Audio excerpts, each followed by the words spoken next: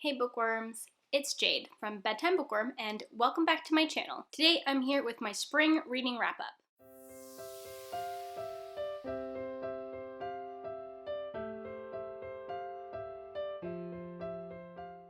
If you haven't seen one of these before, my seasonal wrap-ups are basically where I go over all of the books that I read in the last 3 months. So I count the months of March, April, and May as part of my spring. In my monthly wrap-ups, I always talk about books in the order that I read them, but in these seasonal wrap-ups, I rank them. I talk about them from least favorite to most favorite. And when I get to my top 5 favorite books, I'll go into more depth about why I love those books so much. These are some of my favorite videos to do. I love looking at my reading in like 3-month chunks and just getting perspective on how that season went for me. I always link the 3 monthly wrap-ups that covers these books in the description box in case you want to know more of my thoughts about the books that I don't go in depth on, so like not my top 5. And of course I also have timestamps for each part of this video so that you guys can jump around and watch the parts that you're most interested in. So as a recap, I read a total of 18 books this spring, and that is a lot for me. I tend to average about 4 books a month or like 1 book a week, so I usually read closer to like 12-ish books. In fact, I went back and checked my last 4 seasonal wrap-ups, so a little over a year's worth of data, and last winter I read 14 books, last fall I read 12 books, last summer, I read 11 books, and last spring, I read 16 books. So apparently I tend to read kind of a lot in the spring, but still, I was shocked to see that I had read 18 books. As far as rating, this is how it breaks down. I had 4 books that I rated 3 stars. I had 7 books that I rated 4 stars. And I also had 7 books that I rated 5 stars. So again, keeping with how things have been going this year, I've just been having a really good reading year and rating a lot of books highly. So out of those 18 books, only 1 of them was a reread, and I'm going to tell you what that one is right now because I don't include rereads in my top 5 spots. So my reread was The Gathering Storm, which I gave 5 out of 5 stars. You guys know the Wheel of Time series is my favorite series, and I don't think it needs much more explanation than that. Okay, so now going into all of the books that I read, starting with my lowest rated. Not only is it in order of just like 3-star, 4-star, and 5-star, I rank them. I tried really hard to put them in an order. Some of these, would be really close together within the rankings, but I just did my best to put them in the order from least favorite to most favorite. So coming in at the bottom of the list, this hurts me a little bit to say, but I'm also an unpopular opinion when it comes to this book. And it's still a 3-star rating, guys, but coming in at the bottom of my list for this season is Peace and Turmoil by Elliot Brooks. Then I have Trail of Lightning by Rebecca Roanhorse, which again is another unpopular opinion. I feel like a lot of people really like this book. Next on my list is The Boy in the Striped Pajamas by John Boyne. And then I have The Orphan Queen by Jodi Meadows. Moving on to my 4-star books, at the bottom of my 4-star list is The Wicked Saints by Emily Duncan. Then I have The Haunted by Danielle Vega. Next is My Grandmother Asked Me to Tell You She's Sorry by Frederick Bachman. Then Stillhouse Lake by Rachel Kane. Then I have The Blade Itself by Joe Abercrombie, which is the first book in the First Law trilogy. Then Now I Rise by Kirsten White, which is the second book in the Conqueror saga. And then at the top of my 4-star list is Planetfall by Emma Newman. And then that brings me to my 5-star books. I do have 6 5-star books left, and I attempted to take one of them out of the running, but honestly, 2 of them are part of a series, so I'm just going to talk about those 2 together. It's kind of cheating, but they're my own rules and I can break them if I want to. So at the bottom of my 5 stars, I have The Storied Life of A.J. Fikry by Gabrielle Zevin. This is an adult contemporary novel. This book was so cute and sweet, but also has an emotional touch to it. This is a really short book, and it is about A.J. Fikry. It's a little bit of a slice of life type of story, so very character focused, not very plot driven. You just follow A.J. Fikry as he goes through life for a little bit. A.J. Fikry is a middle-aged man who at the beginning of the book is dealing with some grief because his wife had passed away about a year ago. One morning, a package shows up in the bookshop that he owns, and he also lives above this bookshop, and this package changes his life I wasn't sure what to expect going into this book because it had been so long since I had actually put it on my TBR. I only remembered that a lot of people really loved it. Now that I've read it, I remember that people often recommended this book to people who love books because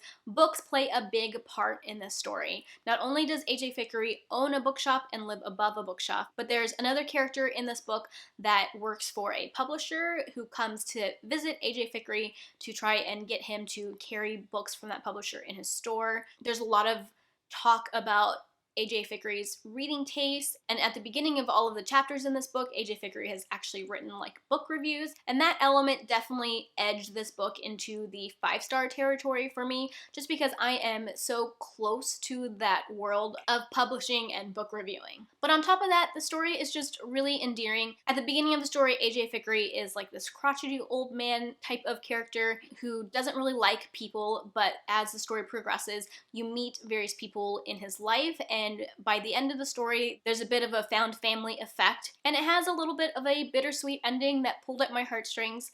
It's short, but it's sweet, and I will remember this book for a really long time. My next favorite 5-star read was The Loneliest Girl in the Universe by Lauren James. I listened to this on audiobook, and I highly recommend the audiobook. I think the narrator was fantastic and probably added to my experience, and I might not have enjoyed it as much as I did if I hadn't listened to the audiobook. I find this book a little bit hard to talk about because I feel like it is one that would be fun to experience without knowing anything about it, and I personally wish I had known less about it going in. So if you don't want to know anything about it, then skip ahead to the next book now. This is a YA science fiction thriller, and it's that thriller bit that I wish I hadn't known because that set me up with some expectations. However, I think it could also go the other way, where if you didn't realize it was a thriller, you might not like some of the thrillery things that happen. So this is a story about a teenage girl who is up in a spaceship on her way to a new planet that they're hoping to repopulate as like the next Earth. Pretty early on, you find out that she was on this spaceship with her parents, but something went wrong and now she's on the spaceship by herself.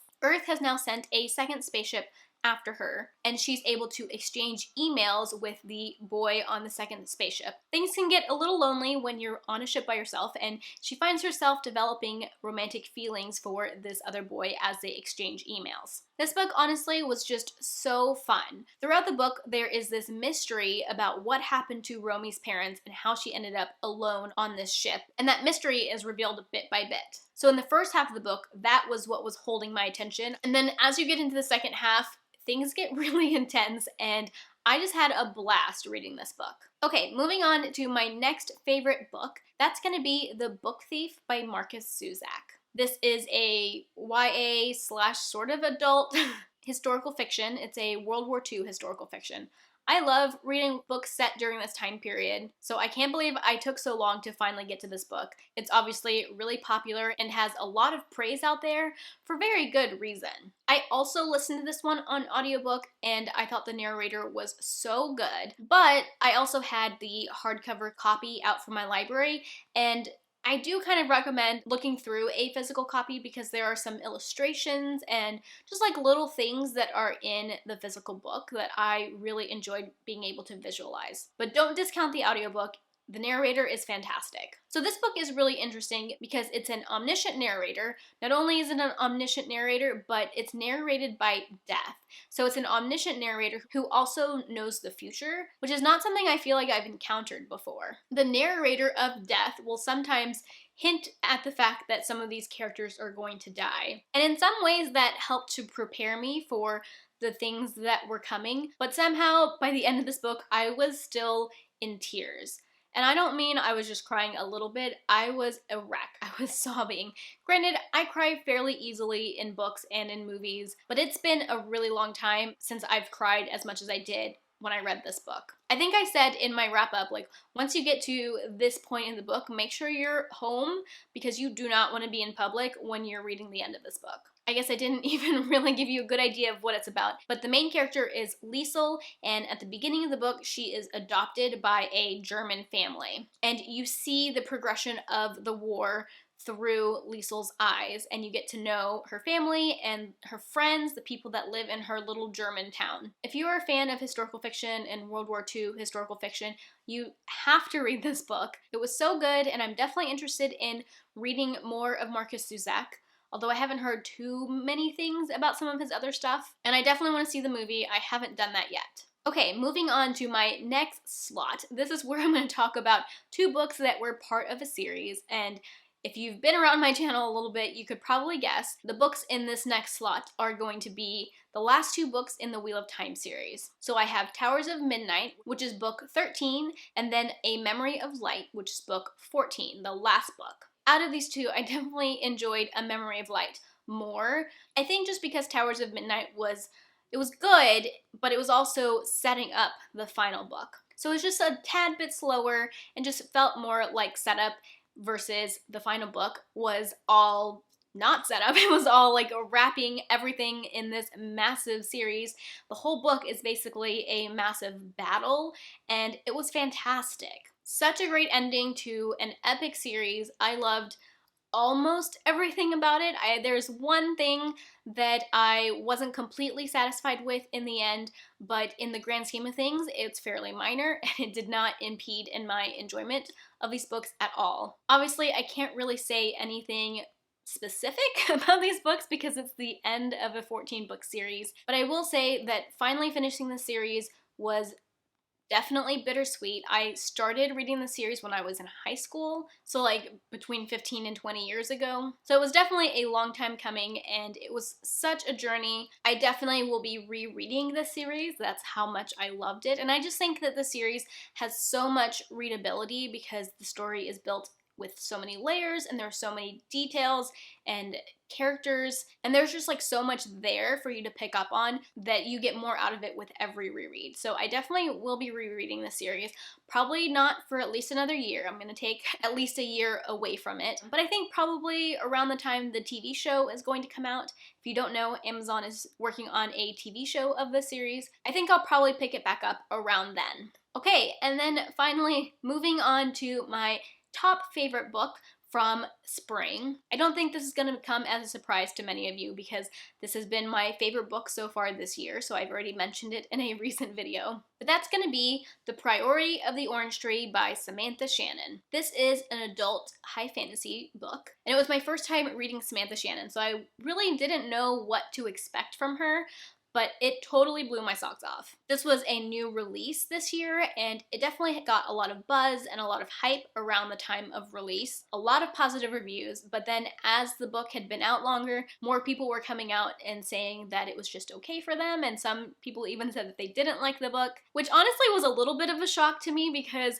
when I read it, I loved it so much. I was like, everybody's gonna love this book, it's gonna be amazing. Which, let's be real, isn't realistic, so I shouldn't have been surprised, but I just loved it so much. Logically, I know that everybody has different reading tastes, so you should keep that in mind when I talk about this book. Just because I loved it doesn't mean that you will love it. In my wrap-up where I talked about this book, I didn't even give a synopsis because I feel like the story is just so vast that I couldn't really put it into words. In that wrap-up, I even say that this book definitely could have been like 3 books. It could have been a trilogy. I felt like so much stuff happened and there were multiple climaxes, but at the same time, some people thought this book was really boring. I don't know what to tell you. Reading is subjective, guys. Anyways, I'm going to try to give a synopsis this time. So the story focuses on 2 female characters. One of the main characters, honestly my favorite main character, was Eod. She's kind of like an assassin type of character. She has like those stealthy qualities, and she has been sent to this queendom to protect the queen, Queen Sabran. This queendom and all of the intricacies of the court system in this queendom were fascinating. The history of this queendom was fascinating, and I really loved learning about how all of that part of the world worked. In that part of the world, they think that dragons are evil. It's like against their religion to interact with dragons. It has to do with their past and how their kingdom came to be, or queendom. The other main character is Tane, and she is from the other side of the world. It's like east and west, but I don't remember which is which. She is training to be a dragon rider only a select group of people train to be dragon riders, and they have to pass this big test. But then at the beginning of the book, she has to make this choice that might affect whether or not she can achieve her dream of being a dragon rider. Obviously, these two sides of the world kind of clash because one side thinks all dragons are evil, the other side, Tane's side, actually worships dragons, but these two sides of the world are going to have to work together because of reasons. That was such a terrible synopsis. Another thing about this book that a lot of people talk about and that I also really enjoyed is that it's queer. There is a female-female romance. It's very slow burn, sort of a friends to lovers thing, and I loved that. This book just ticked so many of my boxes. The dragons, the world building, the characters, I loved so much about it. The writing was fantastic.